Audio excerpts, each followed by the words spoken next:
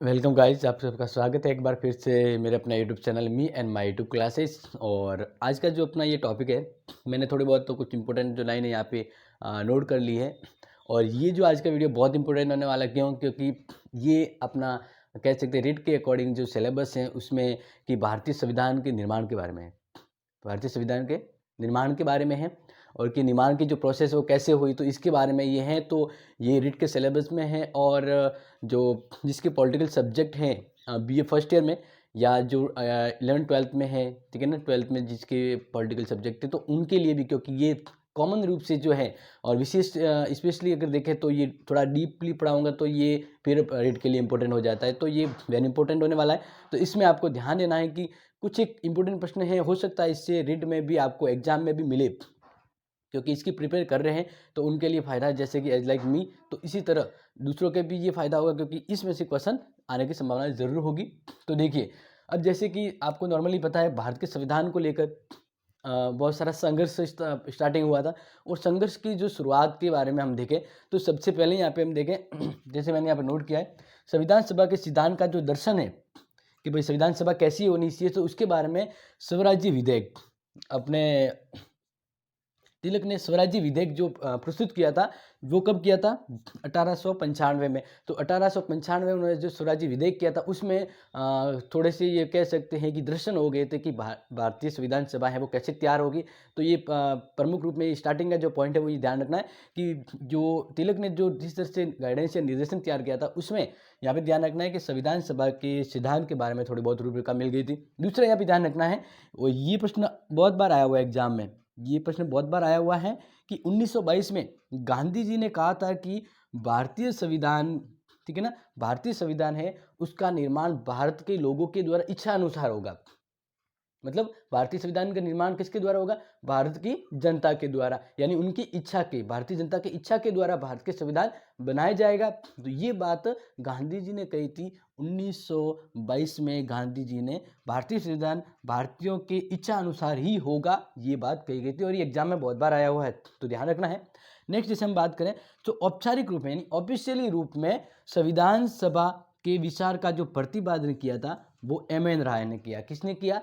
M.N.. राय। आप ध्यान रखेंगे, ऑफिशियली रूप में संविधान सभा के विचार का जो प्रतिपादन किया वो एम.एन. राय ने किया था, ठीक है, मानवेंद्र राय ने। तो ये आपको ध्यान रखना है।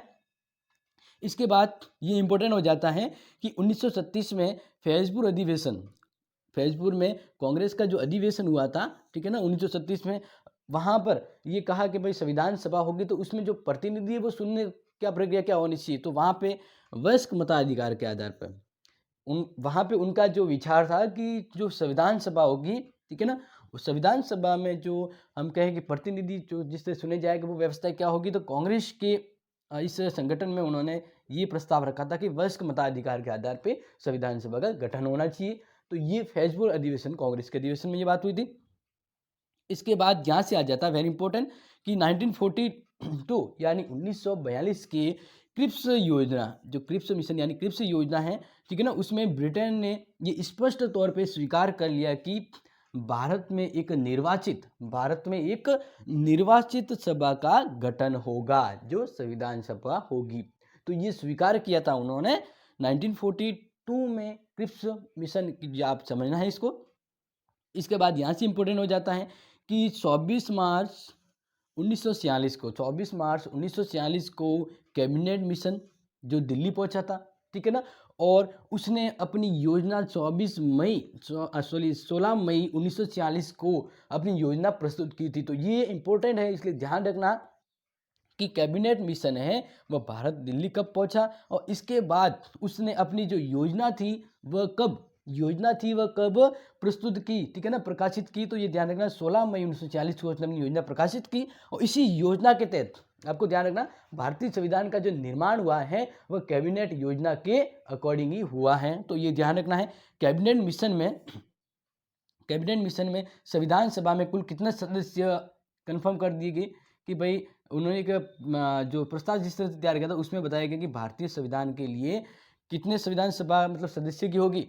389 सदस्य होंगे। फर्स्ट ऑफ ऑल स्टार्टिंग में ये आप ध्यान रखना है कि भारतीय संविधान सभा जब गठन की बात की तो उस समय जो कैलकुलेशन किया था, अगर कितने निर्वाचन होंगे अपने जनसंख्या के अकॉर्डिंग, तो टोटल संख्या आ गई थी 389। अब 389 में से यहाँ पे ध्यान रखना है कि 292 हैं, ठीक है ना, यहाँ पे आप ध्यान रखना 292 है वो ब्रिटिश प्रांत से होंगे। इसके बाद 93 यानी 93 जो सदस्य हैं वह देसी रियासतों से, कहाँ से होंगे, देसी रियासतों से होंगे, ये ध्यान रखना है। इसके बाद 4 यहाँ पे हैं, 4 कमिश्नरी क्षेत्र हैं, वो 4 क्षेत्र होंगे। और इस तरह से ये 389 हैं वो यहाँ पे इसके सीट का मतलब आवंटन किया गया। तो ये यहाँ पे वेरी इंपॉर्टेंट और ध्यान रखना है। और इस तरह से इसने जो मतदाता का जो रखा गया कि भाई इसमें मतदाता हैं वो क्या होंगे, एक तो मुस्लिम होंगे, ठीक है ना, मतदाताओं को यहाँ पे बांटा गया। तो मतदाताओं को 3 वर्गों में बांटा गया था, मुस्लिम, सिख और सामान्य, ठीक है ना, 3 बांटा गया, यहाँ पे ध्यान रखना है। 3 वर्गों में एक तो बांटा गया मुस्लिम, सिख और सामान्य, जिसमें लगभग सब आ जाते हैं। तो ये एक तरह से सांप्रदायिक के आधार पर जो व्यवस्था की थी वो सही नहीं थी, लेकिन इस तरह से ये व्यवस्था की थी। तो अब इसमें आगे आपको ध्यान रखना है, मैं जो बता रहा हूँ कि ये तो आपको यहाँ से समझ में आ गया कि स्टार्टिंग में ये जो व्यवस्था है वो स्थापित हुई थी। अब नेक्स्ट जो हम यहाँ पे आपको कम से कम 10 लाख जनसंख्या का प्रतिनिधित्व के तौर पे चुना जाएगा, ये आपको ध्यान रखना। जिसे इस तरह के प्रतिनिधि है, तो सामान्य जैसे वो है कि वहाँ से जब प्रतिनिधि जो है निर्वाचित होगा तो वो ये माना गया कि 10 लाख जनसंख्या है, वहाँ पर एक प्रतिनिधि है वह मान्य होगा। तो इस तरह से ये जो व्यवस्था थी वो आपको ध्यान रखना है, 10 लाख जनसंख्या पर एक प्रतिनिधि है, उनका एक प्रतिनिधित्व करेगा। तो ये एक इंपॉर्टेंट है, इसको ध्यान रखना है कि इस तरह की व्यवस्था की थी। तो आगे देखना है, जैसे मैं आपको बता रहा हूँ, तो ये आपको मैंने पहले ही बताया है कि जनसंख्या को 3 अनुपात में बांटा गया था, मुस्लिम, सिख और साधारण में, ठीक है ना। अब ये जो है क्या हो कि इसके बाद जैसे हम बात करें 3 जून को, 3 जून 1947 की जैसे बात होती है, तो उस समय पाकिस्तान के पृथक हो जाने से जो उसका कह सकते हैं उसका एक अलग से एक क्षेत्र है, इसको बना दिया गया था। तो उसके पृथक होने से उसके अलग संविधान, तो उससे क्या होगी कि पृथक संविधान सभा की इनकी बैठक की गई। तो इस वजह से 3 जून 1947 की योजना के अधीन विभाजन के परिणाम स्वरूप पाकिस्तान के पृथक संविधान सभा गठित हुई थी, ठीक है ना। इस डेट के बाद पाकिस्तान की, क्योंकि इसमें आपको ध्यान रखना है 389 में उस समय पाकिस्तान के निर्वाचन क्षेत्र भी शामिल थे भारत में, इस तरह से ये संख्या 389 थी। लेकिन 3 जून 1947 से भी अलग होगी और अलग हो जाने के उपरांत उनका अलग संविधान है जो गठित हुआ संविधान सभा। तो इस वजह से फिर हमारी जो ये टोटल कैलकुलेशन थी वो अब बाद में कम हो जाएगी। तो इसको यहाँ पे ध्यान रखना है। तो यहाँ पे आप ध्यान रखेंगे 31 अक्टूबर, ये आपको ध्यान रखना, 31 अक्टूबर 1947 के दिन, ठीक है ना, ये संख्या है 299 रह गई, संविधान सभा की जो प्रतिनिधि संख्या है, ठीक है ना, वो कितनी रह गई,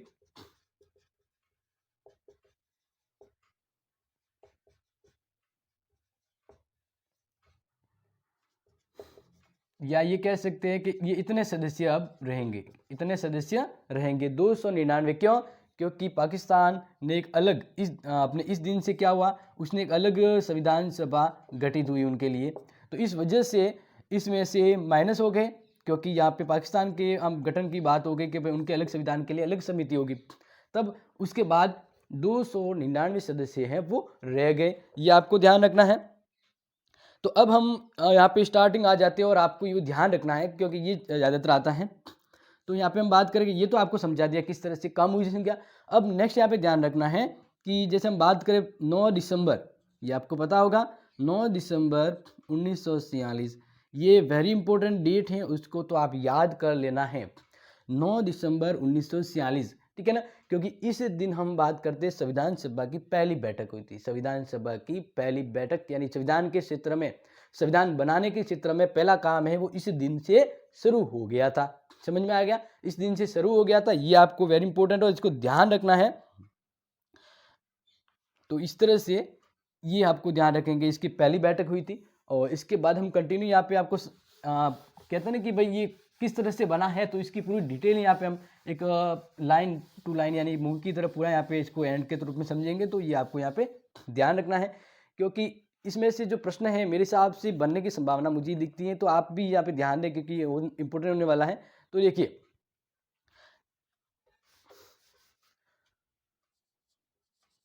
9 दिसंबर 1946 संविधान सभा की प्रथम बैठक, ठीक है ना। और इस प्रथम बैठक में इस दिन, यानी प्रथम बैठक इस दिन है, वह अपने संविधान सभा के अस्थायी अध्यक्ष बने थे, क्योंकि हाथों हाथों कोई भी बन नहीं सकते, तो अस्थायी अध्यक्ष बनाए थे। ये आपको ध्यान रखना है, अस्थायी अध्यक्ष, ठीक है ना, सच्चिदानंद सिन्हा।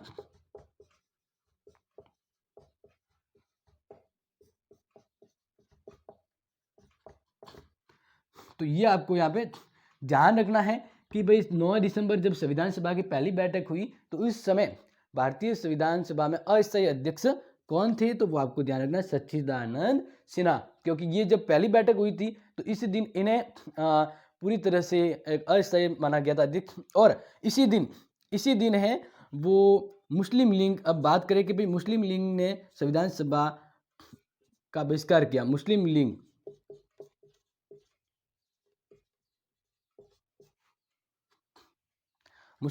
ने बहिष्कार कर दिया।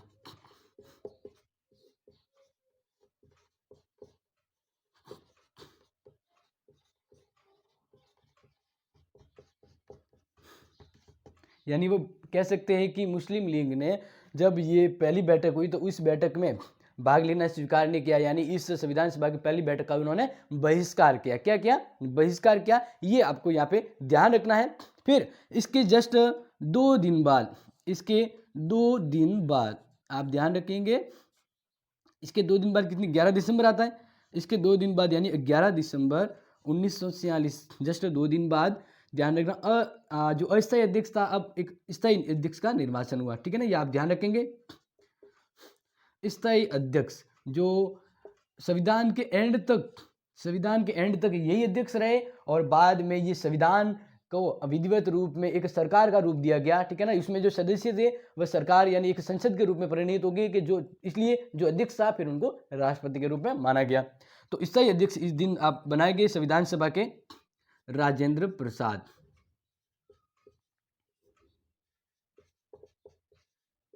ठीक है ना, ये आप ध्यान रखना। जस्ट 2 दिन बाद, अब हम जस्ट इससे बात करें तो आपको ध्यान रखना कि ये एक इसमें जो था, ये आपको इस डेट के बाद आपको ध्यान रखना है, राजेंद्र प्रसाद।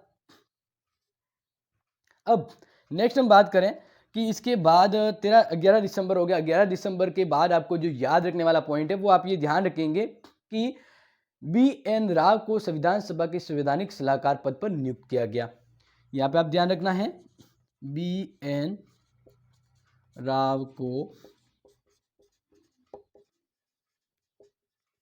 संवैधानिक सलाहकार के पद पर नियुक्त किया गया, ठीक है ना। तो ये आपको ध्यान रखना है कि भाई भारतीय संविधान सभा में संवैधानिक सलाहकार के पद पर किन्हें नियुक्त किया गया, ठीक है ना, संवैधानिक सलाहकार के तौर पे। तो आप ध्यान रखेंगे BN राव को यहाँ पे इसलिए नियुक्त किया गया, इन्हीं की अध्यक्षता में संविधान की परामर्श शाखा ने संविधान का प्रथम प्रारूप तैयार किया, और इनकी वजह से, ठीक है ना, इनकी वजह से ही प्रथम प्रारूप तैयार हुआ था, ये आप ध्यान रखेंगे। तो इसलिए ये ध्यान रखना, इनकी देख रेख में है, ठीक है ना, ये पहला प्रारूप है वो एकदम कह सकते तैयार हुआ था। अब जस्ट आप ध्यान रखेंगे, जैसे हम बात कर दी 9 के बाद 11 दिसंबर, अब जस्ट आप ये ध्यान रखेंगे कि अब 11 से यानी इसके 2 दिन बाद और महत्वपूर्ण एक जो कार्य है वो हुआ है, तो वो है 13 दिसंबर। कौन सी डेट आ जाती है? 13 दिसंबर। 13 दिसंबर आप ध्यान रखेंगे 1947, इस दिन उद्देश्य प्रस्ताव है वो संविधान सभा में रखा गया। संविधान सभा में रखा गया, और किसके द्वारा? जवाहरलाल नेहरू, पंडित जवाहरलाल नेहरू, ठीक है ना, ये आपको ध्यान रखना। उद्देश्य प्रस्ताव है वो किसके द्वारा संविधान सभा के समक्ष प्रस्तुत यानी प्रस्ताव के रूप में रखा गया। और कब? तो 13 दिसंबर। आप ध्यान रखना, दो दिन यानी 2 दिन के बाद ये जो यहाँ पे ध्यान रखना 46 है, ठीक है ना, क्योंकि जस्ट 2 दिन बाद है। तो आप ध्यान रखेंगे 13 दिसंबर 1946 को उद्देश्य प्रस्ताव संविधान सभा में पंडित जवाहरलाल नेहरू ने रखा। ये आपको एक इम्पोर्टेंट रूप में इसको ध्यान रखना है। और संविधान उद्देश्य प्रस्ताव प्रस्तुत संविधान सभा के इस सत्र में कार्य किया, यानी फिर उद्देश्य प्रस्ताव रखा गया कि भाई किस तरह से होगा, इसका संविधान का उद्देश्य क्या होगा, क्योंकि हम जो भी कोई काम जैसे होना होता है तो पहले उसका कुछ उद्देश्य होना होता है, हम ये काम क्यों कर रहे हैं। तो 13 दिसंबर को उद्देश्य प्रस्ताव रखा कि इस तरह से हमें अपने देश के लिए संविधान का निर्माण करना है। तो ये जवाहरलाल नेहरू के द्वारा उद्देश्य प्रस्ताव है वो रखा गया है, ये ध्यान रखना। इसके बाद आप ये एक इम्पोर्टेंट डेट और इसकी ध्यान रखेंगे कि जब ये प्रस्ताव 13 को रखा गया तो 22 जनवरी 1947 होगी इसके बाद। तो 22 जनवरी 1947 को जो उद्देश्य प्रस्ताव रखा गया था वो पास हो गया, ठीक है ना। 22 जनवरी 1947 को उद्देश्य प्रस्ताव संविधान सभा में पास हुआ। उद्देश्य प्रस्ताव संविधान सभा में पास हुआ। कब हुआ? 22 जनवरी 1947 को उद्देश्य प्रस्ताव है वो संविधान सभा में पास हुआ। और ये आपको ध्यान रखना है, वेरी इंपॉर्टेंट है। अब कुछ जो इम्पोर्टेंट है वो मैं आपको एक और बता देता हूँ कि आपको ये ध्यान रखना है कि 29 अगस्त, वेरी इंपॉर्टेंट है एक और, आप ध्यान रखेंगे 29 अगस्त, क्योंकि ये जो मैं डेट बता रहा हूँ ये तो लगभग आपको बिल्कुल पता होनी चाहिए। तो 29 अगस्त 1947, 29 अगस्त 1947 को प्रारूप समिति का गठन किया गया। प्रारूप समिति का गठन। और वेरी इंपॉर्टेंट ये है कि इनके जो अध्यक्ष थे, प्रारूप समिति के अध्यक्ष, वो कौन थे? तो वो है डॉक्टर भीमराव अंबेडकर। ये इंपॉर्टेंट हो जाता है, वेरी इंपॉर्टेंट। तो इसका आपको ध्यान रखना है कि प्रारूप समिति की, संविधान सभा में प्रारूप समिति की स्थापना कब की गई? तो आप ध्यान रखेंगे 29 अगस्त 1947। और ये प्रारूप समिति थी। इस प्रारूप समिति के अध्यक्ष किसको बनाया गया? डॉक्टर भीमराव अंबेडकर। अब ये ध्यान रखें प्रारूप समिति है क्या? तो संविधान के निर्माण का जो महत्वपूर्ण दायित्व होता है, ठीक है ना, कि संविधान का ढांचा तैयार करना है, किस तरह से क्या महत्वपूर्ण जो बातें इसमें होनी चाहिए। तो इस संविधान का जो ढांचा है वो तैयार करने का काम डॉक्टर भीमराव अंबेडकर, उनके इस प्रारूप समिति को दिया गया, जिसमें 6 सदस्य थे। तो ये आपको वेरी इंपॉर्टेंट और ध्यान रखना है। और इसके बाद आप ध्यान रखेंगे कि ये जो प्रारूप समिति है, इस प्रारूप समिति ने जो इसको काम दिया गया था, ठीक है ना, कि भाई आपको इस प्रारूप समिति में भारतीय संविधान का प्रारूप तैयार करना, ठीक है ना। काम क्या है? भारतीय संविधान का प्रारूप तैयार करना।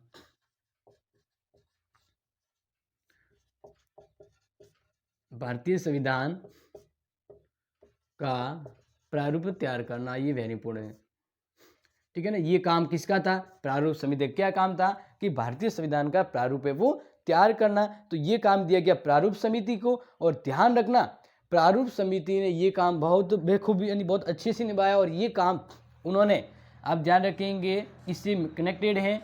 तो आपको ध्यान रखना है कि 21 फरवरी 1948, 21 फरवरी 1948, यानी जो काम प्रारूप समिति को 29 अगस्त 1947 के गठन यानी इसकी स्थापना के साथ दिया था, ये काम उन्होंने 21 फरवरी 1948 को प्रस्ताव है, यानी जो कहते हैं ना प्रारूप समिति, वो कैसी होनी चाहिए, उसका प्रस्ताव तैयार करके सभापति को सौंप दिया।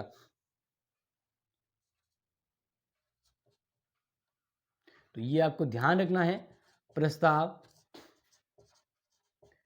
तैयार कर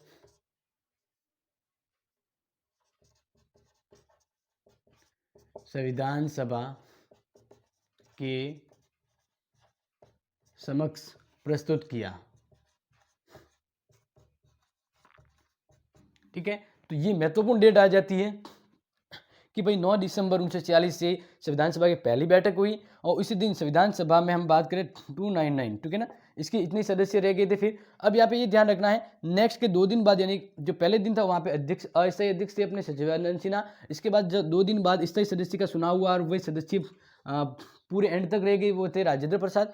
और इसके जस्ट वापस 2 दिन बाद यानी 13 दिसंबर को जवाहरलाल नेहरू ने उद्देश्य प्रस्ताव संविधान सभा में रखा कि भारतीय संविधान का उद्देश्य, इस संविधान का उद्देश्य क्या है, उस उद्देश्य को प्रस्ताव के तौर पर प्रस्तुत किया गया। ये जो प्रस्ताव है वो उसके जस्ट अगले कह सकते हैं महीने की 22 तारीख यानी यहाँ पे ध्यान रखना 22 जनवरी 1947 को उद्देश्य प्रस्ताव संविधान सभा में पास हुआ।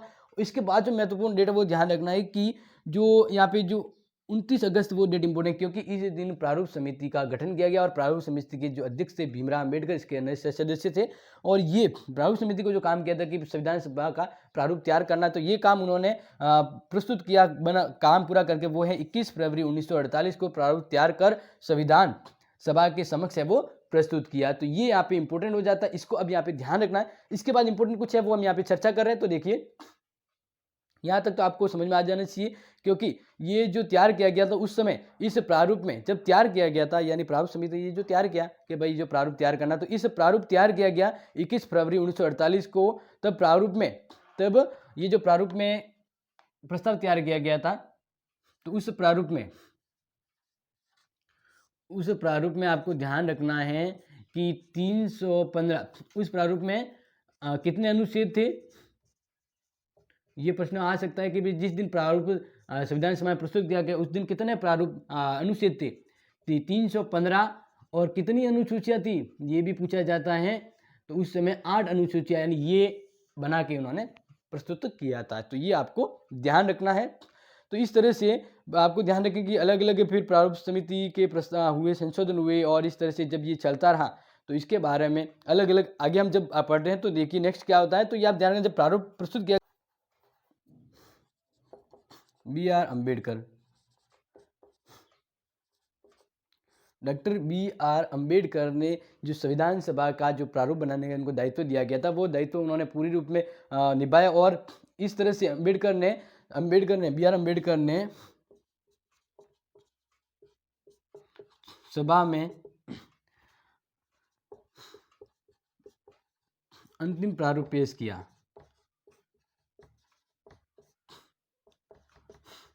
वो पेश किया था, आप ध्यान रखना 4 नवंबर। ये वेरी इंपॉर्टेंट है, क्योंकि आप इस डेट को ध्यान रखना। ये डेट इसलिए भी इंपॉर्टेंट है क्योंकि इस दिन 4 नवंबर 1948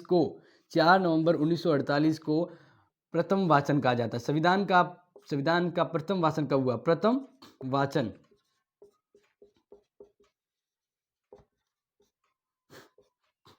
ठीक है ना। तो ये आप ध्यान रखेंगे, यानी जिस दिन अंबेडकर और उनकी 6 सदस्यीय मंडली जो सदस्य थे उन्होंने जो प्रारूप अंतिम रूप में जो प्रारूप है जो पेश किया था, ठीक है ना, वो किया था जब जिस दिन पेश किया उसी दिन फिर संविधान सभा पर प्रथम वाचन शुरू हुआ। तो ये प्रथम वाचन है वो कितने दिन चला? 5 दिन। ये जो प्रथम वाचन है संविधान सभा में, कि संविधान सभा का प्रथम वाचन कौन सी डेट को हुआ, तो आप ध्यान रखना 4 नवंबर 1948 को संविधान सभा के अंतर्गत संविधान का प्रथम वाचन हुआ। ये आप ध्यान रखना। और ये 5 दिन चला, ठीक है ना, यानी 4 नवंबर को हुआ तो 5 दिन चला, यानी 9 नवंबर तक ये वाचन चला। आपको ध्यान रखना है 4, तो इसलिए से आप ये भी ध्यान रखते हैं 4 से 9 नवंबर तक, ठीक है ना। लेकिन आपको ध्यान रखना उस दिन प्रथम वाचन की शुरुआत हुई थी और 9 नवंबर तक ये प्रथम वाचन है वो हुआ। इसके बाद आप ध्यान रखेंगे ये प्रथम वाचन है। इसके बाद जो द्वितीय वाचन है यानी दूसरा चरण संविधान सभा में संविधान पर दूसरी जो कह सकते हैं वाचन प्रक्रिया शुरू हुई 15 नवंबर 1948 से। आप ये ध्यान रखना 15 नवंबर 1948 को द्वितीय वाचन, ये इंपॉर्टेंट है, द्वितीय वाचन, ठीक है ना, किसका? संविधान का। तो संविधान सभा में संविधान का जो द्वितीय वाचन है कब शुरू हुआ, कब द्वितीय वाचन किया गया उसका? तो 15 नवंबर 1948 को द्वितीय वाचन हुआ। और इसमें ध्यान रखना कि इसमें संविधान के प्रत्येक पद पर विचार किया गया,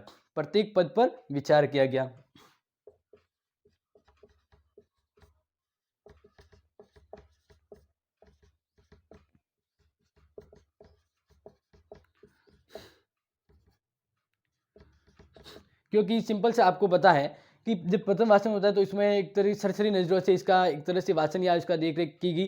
फिर दूसरा जो वाचन हुआ उसमें प्रत्येक जो पद होता है, प्रत्येक हम जो कह सके धारा का, उन सब पर विचार विमर्श किया गया। तो इस तरह से ये जो 15 नवंबर 1948 को संविधान सभा का द्वितीय वाचन हुआ, ठीक है ना, यह आपको ध्यान रखना।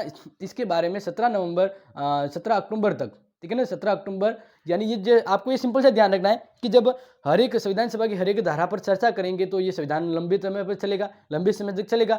तो इसलिए ध्यान रखना कि द्वितीय वाचन है वो लंबे समय तक चला है, द्वितीय वाचन है वो लंबे समय तक चला है।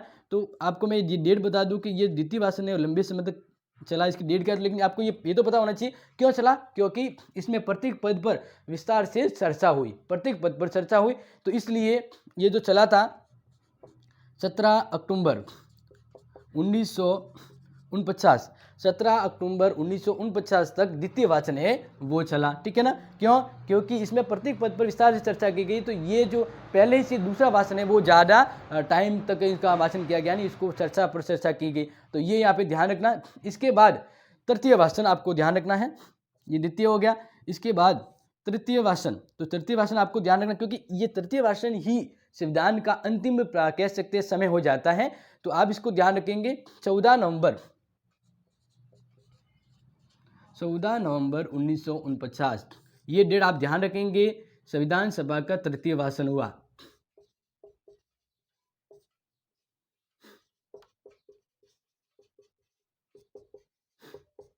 ठीक है, तो ये आपको ध्यान रखना है कि संविधान सभा में संविधान का तृतीय वाचन है, तृतीय वाचन है वो कौन सी डेट को हुआ, 14 नवंबर 1949। और इस दिन संविधान सभा का तृतीय वाचन हुआ जिसमें बी आर अम्बेडकर ने the constitution and settled by the assembly की जो वी पास्ट पेश किया गया। तो इस तरह से आप ध्यान रखना कि संविधान के प्रारूप पर ये आप ध्यान रखेंगे।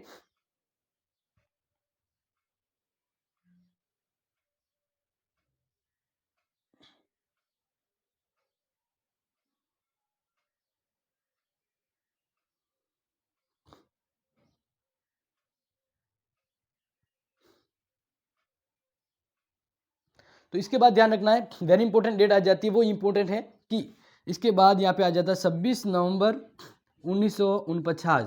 और ये डेट तो सबको याद होनी चाहिए क्योंकि तृतीय वाचन पूरा होते ही 26 नवंबर 1949 को संविधान को पास किया गया।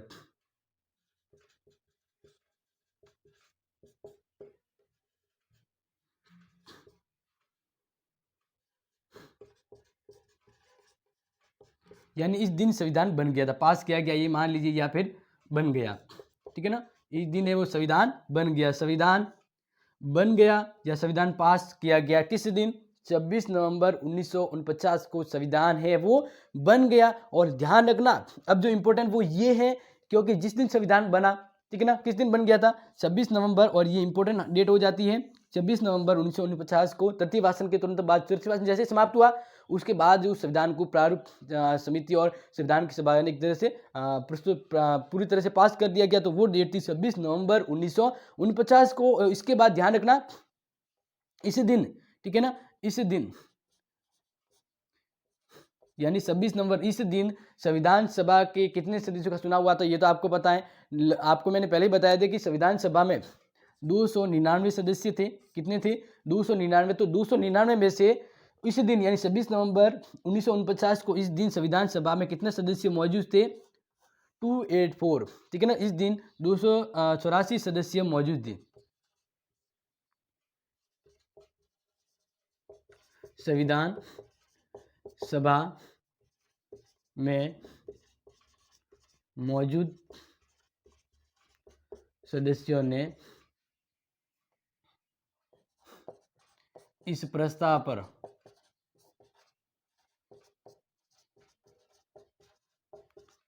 हस्ताक्षर कर, मतलब जैसे आपको पता है कि जब इनको काम दिया गया तो इनके द्वारा जब साइन हो गया यानी ये पूरी तरह से पास हो गया। तो इस तरह से आप ध्यान रखना ये जो प्रस्ताव है यानी 284 सदस्यों ने इस प्रस्ताव पर हस्ताक्षर किए।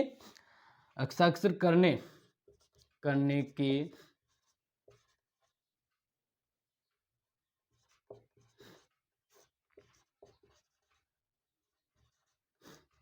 मान्य हुआ। ठीक है, अब इम्पोर्टेंट ये है कि यह जो संविधान जिसको कहते हैं कि भाई भारत का संविधान बनने में 2 वर्ष 11 माह 18 दिन लगे, तो वो डेट कौन सी, तो ध्यान रखना जैसे मैंने पहले ही बताया था कि जो प्रथम जिस दिन संविधान सभा की पहली बैठक हुई थी, ठीक है ना, वो है 9 दिसंबर 1946। इससे लेकर ये जो डेट हमने जिस दिन काम, ठीक है ना, वो है 26 नवंबर 1949। तो ये जो समय है यहाँ से लेके यहाँ तक वो है 2 वर्ष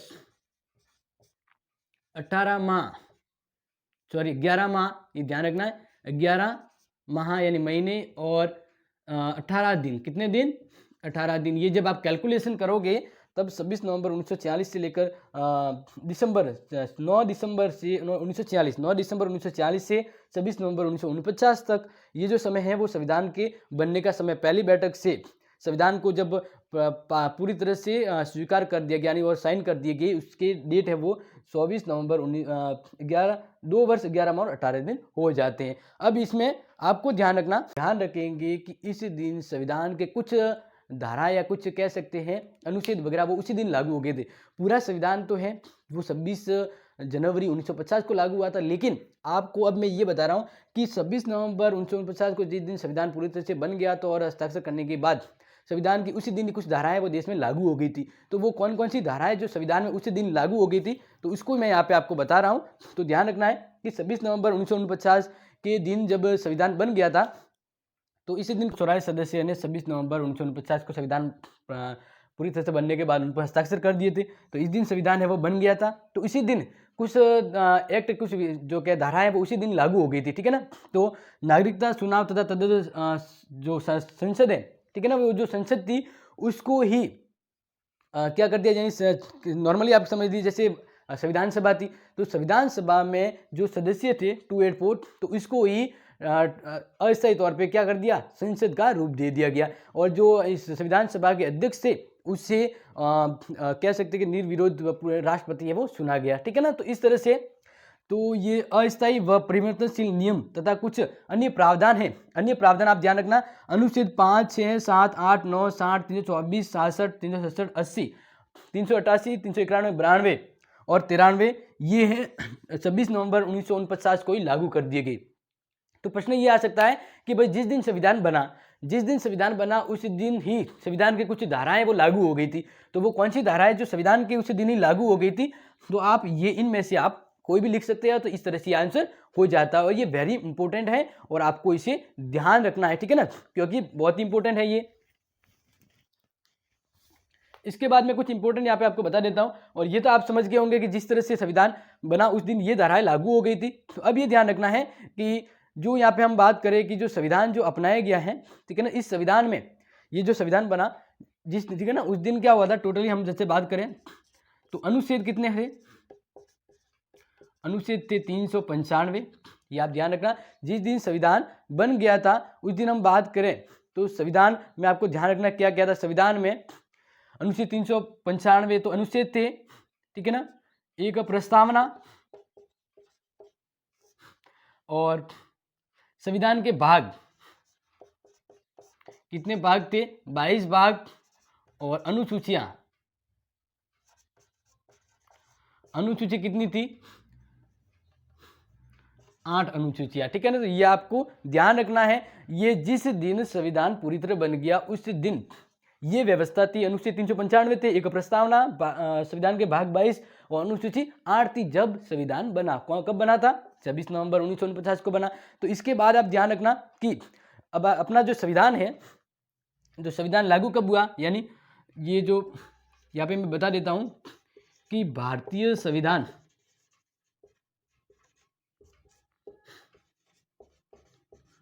पूर्णतः लागू हुआ है 26 जनवरी 1950 को। तो अब मैं आपको ये बता देता हूँ कि संविधान इस दिन ही लागू क्यों हुआ। आपको ये ध्यान रखना है कि ये संविधान भाई अब बन तो गया था 26 नवंबर 1949 को, लेकिन ये संविधान 26 जनवरी 1949 को लागू क्यों हुआ, तो इसके बारे में मैं आपको बता देता हूँ। आपको ध्यान रखना है क्योंकि जैसे अगर आप अपने पीछे थोड़ा जाए तो आप देखेंगे कि 26 जनवरी 1930 जनवरी 1930 की बात करें तो 26 जनवरी 1930 में जो कांग्रेस दल था उस समय, उन्होंने गणतंत्र दिवस के रूप में मनाया था। ठीक है ना। इसी दिन कांग्रेस ने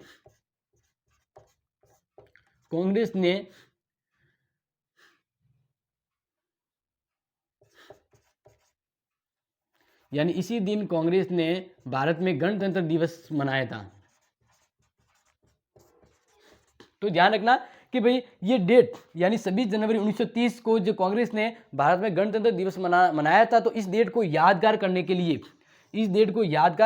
लिए क्या किया कि भाई 26 नवंबर 1949 को संविधान तो बन गया था, लेकिन इसके जस्ट अगले हम कहें कि 26 जनवरी यानी 2 महीने जैसे बाद आने वाली है, तो इसको एक यादगार दिन, एक यादगार लम्हा याद रखने के लिए क्या कर दिया संविधान निर्माताओं ने, संविधान को 1950 यानी 26 जनवरी 1949 को पूर्णतः लागू किया गया और उसी दिन से गणतंत्र दिवस है वो मनाया जाता है। तो इसे ध्यान रखना, ये गणतंत्र दिवस की शुरुआत तो कब से हुई थी? 26 जनवरी 1930 से, लेकिन ये डेट याद रखने के लिए भारतीय संविधान को भी गणतंत्र दिवस में घोषित करने के लिए 26 जनवरी 1949 से लागू किया गया। तो ये इंपॉर्टेंट डेट, इसलिए आप इसे ध्यान रखना कि भाई इसी दिन गणतंत्र दिवस है वो क्यों मनाया जाता है। ठीक है ना। और गणतंत्र दिवस का मतलब क्या है, तो यह ध्यान रखना कि भारत का जो सर्वोच्च व्यक्ति, प्रथम व्यक्ति, वह वंशानुगत न होकर के निर्वाचित होता है। ठीक है ना। और निर्वाचित होने के साथ साथ ये जो व्यवस्था है, गणतंत्रात्मक व्यवस्था अपनाई गई है, जिस दिन भारत का संविधान है वो लागू हुआ था, पूर्ण रूप में लागू हुआ था। तो इसलिए आप इसको ध्यान रखेंगे। और जो संविधान सभा, जब हम बात करें, जो संविधान सभा में जो सदस्य थे, उसको अंतरिम रूप में उसको संसद का रूप दे दिया गया, यानी फिर वो सरकार का एक रूप होगी, संसद होगी, और इसके द्वारा शासन व्यवस्था है वो चलाई गई।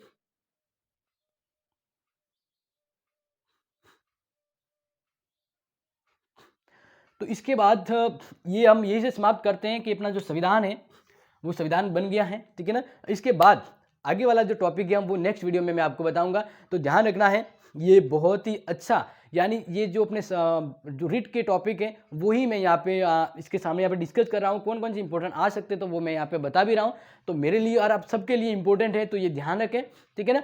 और अब इससे आगे वाला है जैसे प्रस्तावना और संविधान की विशेषताओं के बारे में, तो वो हम पढ़ेंगे नेक्स्ट वीडियो में। तब तक अगर ये वीडियो अच्छा लगा है तो आप इसको लाइक करें, और मेरे द्वारा जो ये किया गया प्रयास है, इसको ये तभी सफल होगा जब ये वीडियो ज़्यादा से ज़्यादा सबके पास जाएगा, तो ये सभी को फायदा होगा। ठीक है ना। तो तब तक के लिए आप इससे संबंधित कोई डाउट है या कुछ कंफ्यूजन है या कुछ रह गया है, तो वो आप कमेंट बॉक्स में शेयर कर सकते हैं। ठीक है। Thank you.